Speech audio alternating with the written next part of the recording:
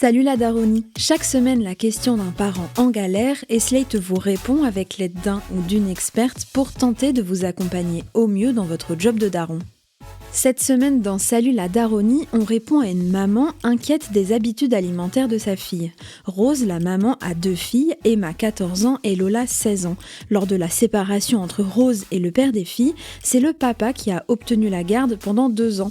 Et pendant ces 2 ans, Rose pense que ses filles ont été laissées sans surveillance. La preuve en est, selon cette maman, sa plus jeune fille, Emma, a grossi et porte une taille 44. Elle pense que le papa a laissé l'ado grignoter des sucreries alors même que Rose dit qu'elle a toujours essayé de nourrir ses filles sainement. Et surtout, Rose compare ses 2 filles. Elle juge qu'Emma ne fait pas assez de sport, qu'elle ne surveille pas son alimentation et elle a remarqué que sa fille a du mal à manger devant les autres. Alors que Lola, son aînée, est plus comme sa mère. Elle fait beaucoup de sport, elle est mince et elle ne grignote pas entre les repas. Donc Rose est inquiète des choix alimentaires d'Emma, de ce qu'elle estime être un manque de contrôle et d'exercice physique. Elle se demande comment en parler avec elle sans pour autant la blesser. Pour tenter de comprendre si les inquiétudes de cette maman sont justifiées, nous avons échangé avec Isabelle Sillac, elle est psychologue, spécialiste des troubles du comportement alimentaire.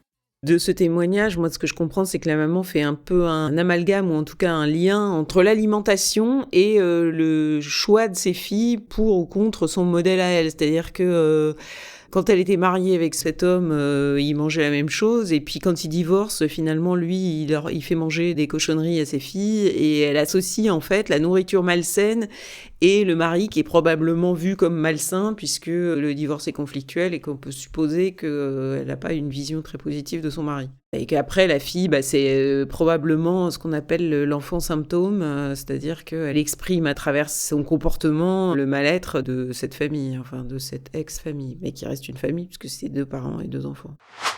Dans le cas d'Emma, sa potentielle condition d'enfant symptôme se traduit par une désolidarisation de la famille au travers de la nourriture. Elle n'aime pas manger devant les autres, par exemple. Mais à quel moment cela peut-il être qualifié de trouble du comportement alimentaire ? La question du surpoids, il faut bien séparer la question du poids et la question du rapport à l'alimentation. On peut être en surpoids et avoir un rapport à l'alimentation assez sain, c'est-à-dire parce qu'on est gourmand, voilà. Et on peut avoir un poids normal et un rapport à l'alimentation totalement déréglé. Donc ce sont 2 choses différentes.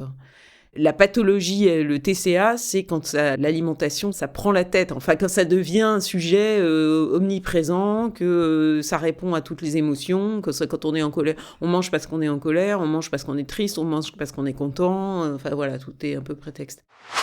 Dans le fait de manger, il y a de base une part physiologique et une part émotionnelle. Les TCA, eux, se détectent quand la part émotionnelle prend le dessus sur la part strictement physiologique. Mais le problème dans ce témoignage ne provient peut-être pas que d'Emma. J'ai l'impression que surtout son problème, ce qui travaille la mère, c'est ce qu'elle dit, le manque de contrôle. Ça, j'ai l'impression, le manque de contrôle, le manque d'exercice et les choix alimentaires à l'école et chez son père. C'est-à-dire qu'encore une fois, elle associe le fait que, d'une certaine manière, je le comprends comme ça, sa fille, elle a plus sa fille sous contrôle, en fait. Puis quand elle dit que elle veut pas surveiller ce qu'elle mange et qu'elle déteste de manger devant les autres et tout, probablement qu'il y a aussi, de la part de cette jeune fille, un truc de crise d'adolescence vis-à-vis de sa mère, quoi. Elle a sans doute bien compris, consciemment ou pas, que sa mère avait besoin de contrôler, d'être mince et tout, et que c'est une manière de lui résister aussi, enfin de prendre son indépendance d'une certaine manière.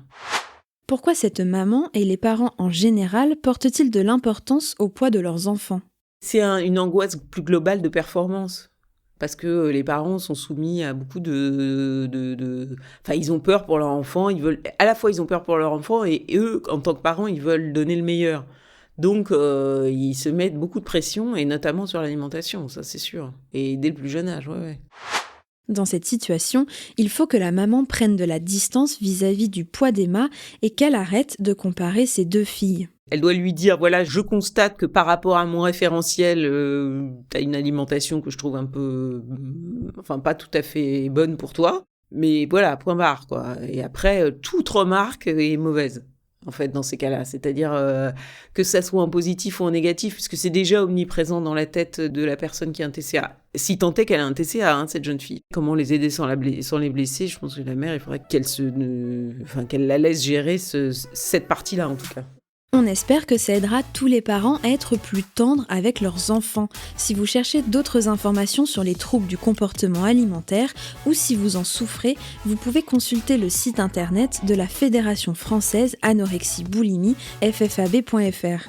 Vous y trouverez des articles et des conseils ainsi qu'un annuaire de spécialistes susceptibles de vous aider. C'était Salut la Daronie, un podcast de Slate Podcast. Salut la Daronie est adapté d'une chronique de Slate.com. À la direction éditoriale, Christophe Caron. À la production éditoriale, Nina Pareja. À l'écriture, la présentation et la réalisation, Mona Delahaye. Si vous souhaitez témoigner pour Salut la Daronie, n'hésitez pas à nous écrire à podcast@slate.fr.